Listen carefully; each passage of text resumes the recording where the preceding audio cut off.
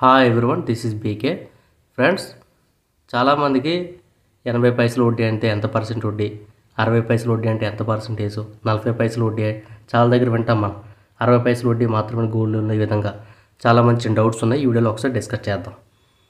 12% అంటే ₹2 వడ్డీ చాలామంది తెలియదు. ఫర్ ఎగ్జాంపుల్, ఒక వ్యక్తి ఒక 100 రూపాయలని ₹1 వడ్డీకి అప్పు తీసుకుంటునుకుంటే ప్రతి నెల అతను ₹1 చెల్లిస్తాడు 100 రూపాయలు. అలాగే 12 నెలలకి ₹12 చెల్లించాల్సి వస్తుంది. అంటే సంవత్సరానికి ఆయన 100కి ₹12 చెల్లిస్తున్నాడు. అంటే దాని అర్థం ఏంటి? 100కి ₹12 ఎంత పర్సెంటేజు? 12%. అంటే రూపాయి వడ్డీ అంటే 12% అర్థం. ఈ రూపాయి వడ్డీని 12% అనుకుంటే మనం బండగా గుర్తుంచుకోవచ్చు. ₹1 ప్రతి నెల చెల్లిస్తే 10 నెలలకు ₹12, 100కి 12% అవుతుంది సంవత్సరానికి. దాన్ని మనం బండగా గుర్తుంచుకుంటే మిగతావన్నీ ఈజీగా క్యాలిక్యులేట్ చేసుకోవచ్చు.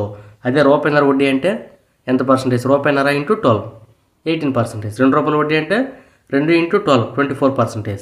అలాగే 60 పైసలు వడ్డీ అంటే 60 పైసలు ఫస్ట్ రూపాయలు మార్చుకుంది. రూపాయికి 100 పైసలు కదా, 60 డబ్బులు 100 కొడితే 0.60 0.60 × 12 కొడితే 7.2%. అంటే 90 పైసలకి 0.9 × 12 ప్రతిదీ 12తో మల్టిప్లికేషన్ చేస్తే మనకు అనేది పర్సెంటేజ్ వచ్చేస్తుంది. ఇది మనకు బండ గుర్తు.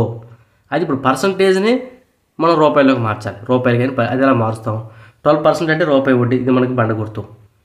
ఇక్కడ /12 కొట్టడమే. 12 /12 అక్కడ మల్టిప్లికేషన్ చేసిన 12తోనే ఇప్పుడు డివైడ్ చేస్తాం. 6% అయితే ఎన్ని పైసలు వడ్డీ? 6 / 12 0.5 రూపీస్ అంటే 50 పైసలు వడ్డీ. 8% అంటే ఎన్ని పైసలు వడ్డీ? 8 / 12 8 / 12 కొడితే 0.66 అంటే 66 పైసలు వడ్డీ. 18% ఎంత? 18 / 12 1.5 రూపీ, 150 పైసలు వడ్డీ. అంతే ఫ్రెండ్స్, చాలా సింపుల్గా తెలుసుకోవచ్చు.